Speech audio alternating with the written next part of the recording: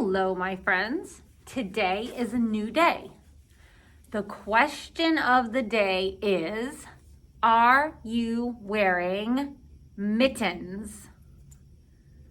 Maybe not right now because you're probably inside.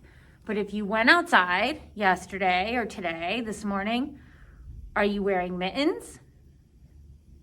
Why do you think I might have asked the question, are you wearing mittens? What letter does the word mitten start with? The letter M. Very good. Okay, let's start our calendar. The month is January. Not December with Christmas, January. That's our new month. Yesterday was Monday, our day that starts with M. Today is one of our days that starts with T.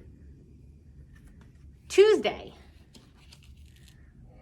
Tomorrow will be our day that starts with W. What is it? Wednesday. Oops, that's falling. I moved it. Now it's not sticking. Okay. Yesterday was number 3, January 3.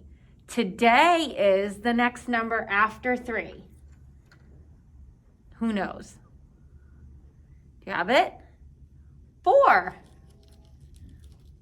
Tuesday, January 4th. 1, 2, 3, 4. What's the weather today? Go outside and look. Or to your window and look. You don't have to go all the way outside. What do you think? I'm gonna go with cold. Cold. Now let's do our morning work. So the letter of the week is the letter M. M is for motorcycle. So here you have a picture of a motorcycle and you're going to trace to make the letter M.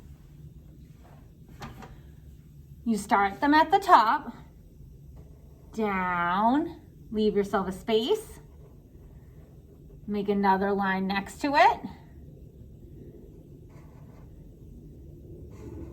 Then you're going to connect it in the middle. And this one is step by step. A line down, another line down, make a leaning over line, and then another one and connect it in the middle. Always start at the top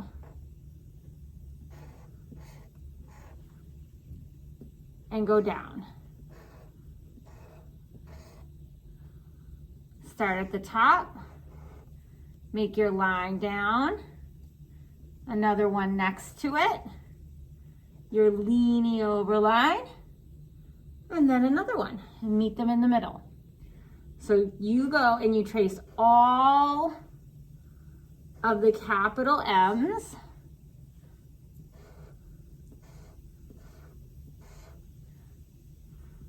just like this.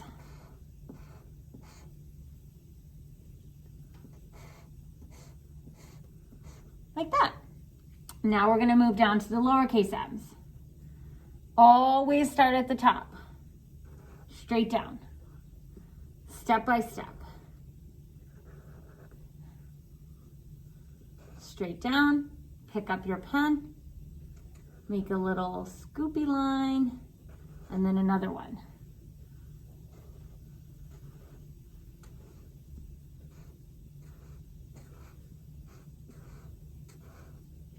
So you trace all of the M's on the page. The next page for your morning work is this one. Today is Tuesday. Can you find all the items that start with the letter M? Okay, this is a monkey. It's not an ape. It's not a gorilla. It's not a chimpanzee. This is monkey. M. What else can you find? You go ahead and look at all of these pictures and say each word to yourself. What's this? This is a mouse. Does mouse start with M? It sure does. How about a lion? Lion? Nope. What's that? That's a mop to clean up the mess on the floor. Mop. Mop. Mop starts with M. This is a hot air balloon or balloon. Balloon. Hot air balloon. Nope. What's that? We just saw that one. Motorcycle. Motorcycle. Yep. Nest. Maybe that's from our penguins. Nest. Nope, not an M. That's the moon. Moon. Yep. So those are the M words. Now, let's look at our craft. Okay, for today's craft project, we are going to make our beautiful red cardinals that are going to hang up in our hallway downstairs. The little beak stuck there. So I need you to make these at home and bring them back in to show them off. This is what it'll look like when it's done. Little bird. Maybe when we get back together, we can add a branch sitting on a snowy branch, like this one. But this is what I gave you to do at home. And so here is a cardinal. This is a picture of a real cardinal. Cardinal is a type of bird. Here's another one. This is sort of just a drawing, and he's up here. Move that a little bit, see it a little bit better. He's up here in red, and he's with the other little birds that you might see in the winter. So cardinals are a favorite bird to look for in the winter because their bright red feathers stand out against the snow. Now, not all cardinals are red. Some of them, their feathers are more green and brown. I do believe that this is the male cardinal, and that's the female cardinal. They have different color feathers. We learned about how some animals hibernate in the winter, get some food before it gets cold, and then take a long nap, and we don't see them. Some birds fly south for the winter, go where it's warm. We talked about the geese that were leaving New Jersey before it got cold. And other animals just adapt and they stay right here. So the cardinal is able to stay here in the winter, and they just have to work a little bit harder to find their food. And they like when you put out a bird feeder for them, they need that help in the winter, but they stay here. So we are going to make a winter cardinal because that is an animal that you might see here in New Jersey in the winter. So you should have an envelope like this that's filled with your cardinal pieces. So you have a square-ish shaped paper that has a circle drawn on it. We're gonna cut that to make our cardinal body. Then you're gonna use these other triangle pieces to make the other parts of the cardinal. And you have these little pieces that look like the little letter Y. What do you think these are going to be? Has little legs. And then you have his tail.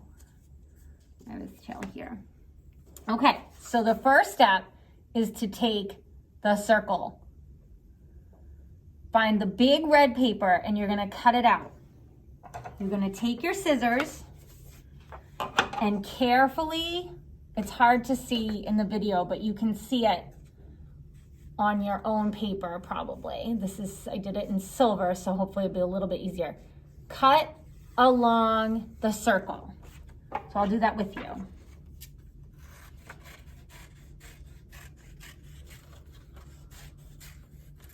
So carefully and slowly, you can stop, you can pause the video now, or you can replay it, or you can just watch it and then try to do it on your own because you're gonna go slow. It's gonna take you longer to cut it out than it just took me, and that's okay. You're gonna cut out your circle very carefully. Get my tail ready here. Okay, so now you have your circle. Does this circle look like the shape of this bird? Not really. How did I do that? I folded my circle in half. Okay, so fold it in half. This is the top of our circle. Bring it down. Fold it in half.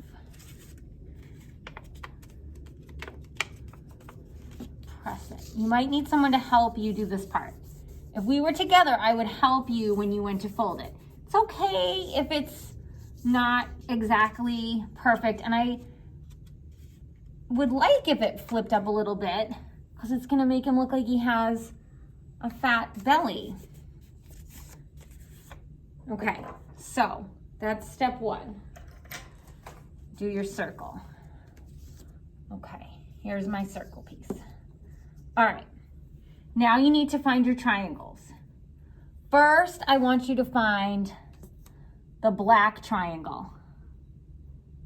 Find the black triangle, and you're gonna glue this on to make his head.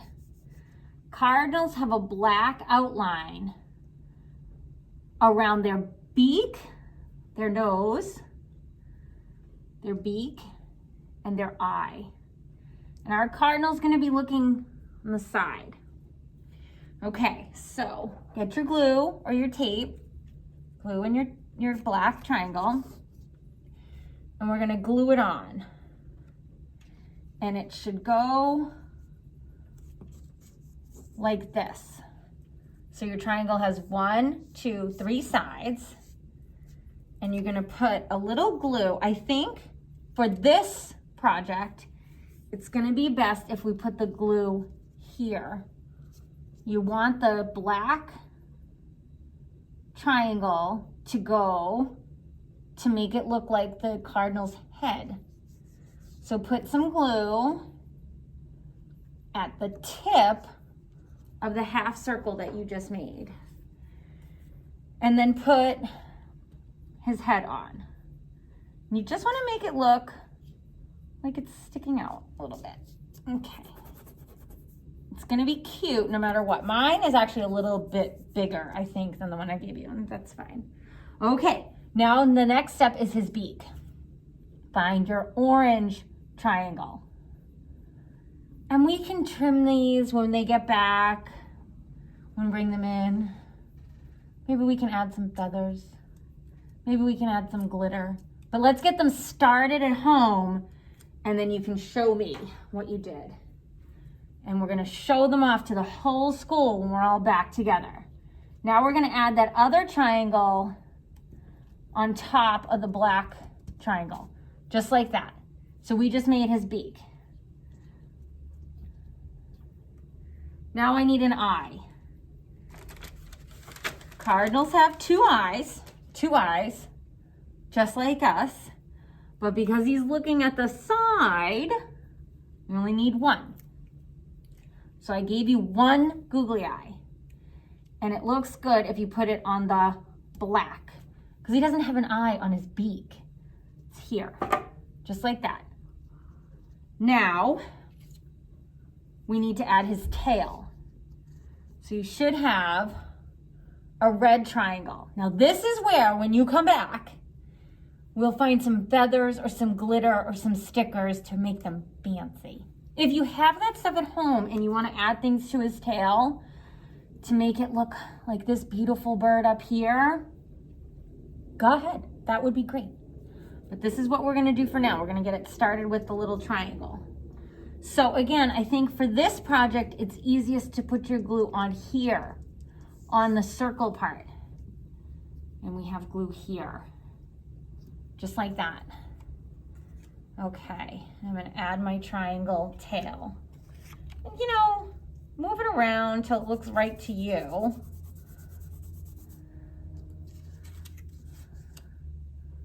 I kind of like mine like that, so I flipped it. Yours will look a little different. Okay, now we need to find those little Y legs. These might be my favorite part. Mrs. Pagani cut these out for you. Thank you, Mrs. Pagani. These were hard to cut out, the little Y legs. Put a little bit of glue, and you can use tape too if you want. Here, like that. Give him two little legs.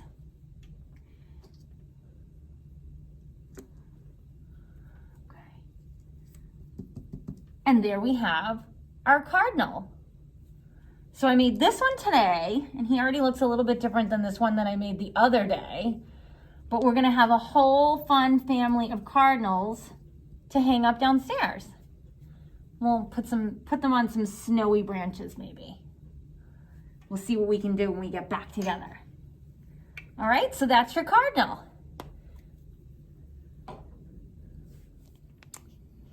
Okay, I'm the librarian again today, so I chose another fun penguin story.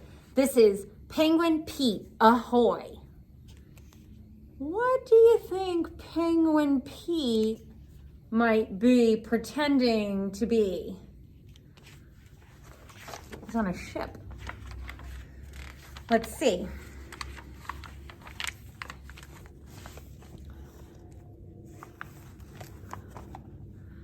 Penguin Pete woke up one bright sunny morning and said to himself, "This feels like a good day to go exploring." He plunged straight into the sea and swam quickly past all the friendly fish. "Sorry, no time to play today," he said. "I've got important things to do." What is that? Before long, Pete found something really interesting to explore. Around the bend in the next bay was an old ship with jagged holes in its rotten timbers and tattered sails flapping in the wind. There seemed to be no one on the ship, so Pete climbed aboard. "What a mess!" gasped Pete, looking at all the crates, barrels, and ropes and broken planks scattered across the deck. A sudden rustling noise startled him. It seemed to come from under an old sack. Pete waddled quietly over the sack and pulled it into the air. Cowering underneath was a little gray mouse. "Hello," said Pete. "I'm sorry if I frightened you, but I was a bit scared myself.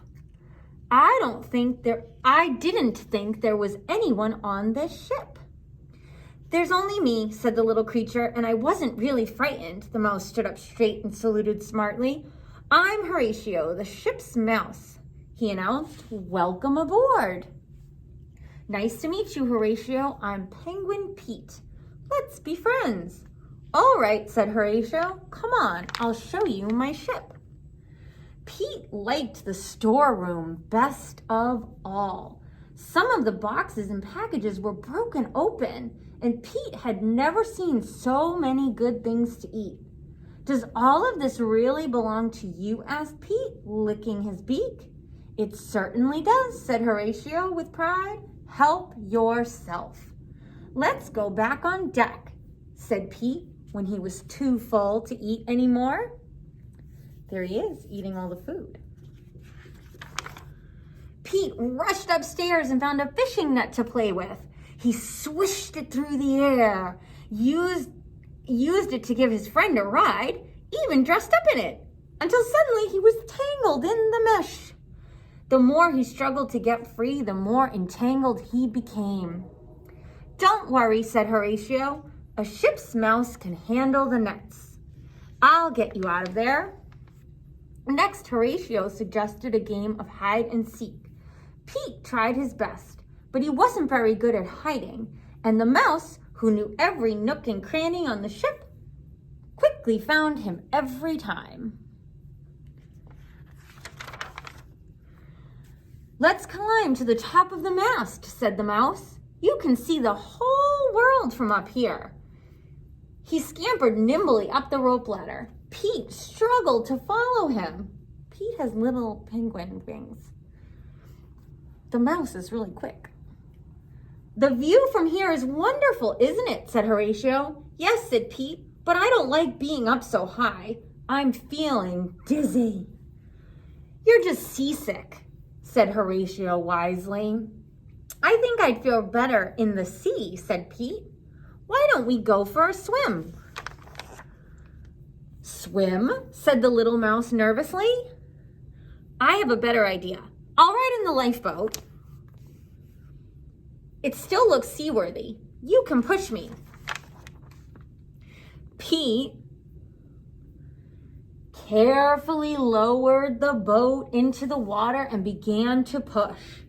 But Horatio squeaked, "Help! My feet are getting wet." Water was running through a hole in the bottom of the boat. "Abandon ship!" cried Pete.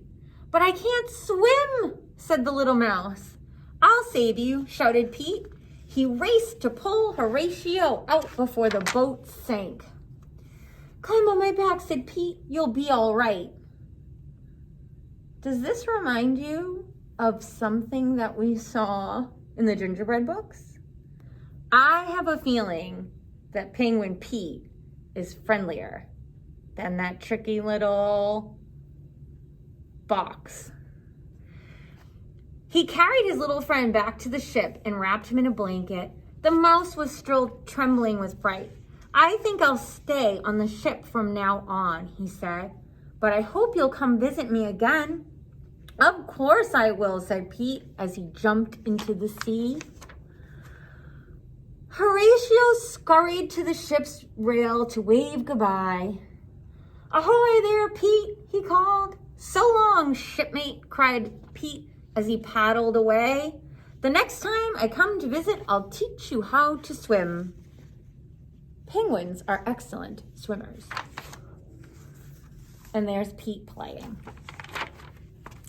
Okay, my friends, I will see you on Wednesday morning.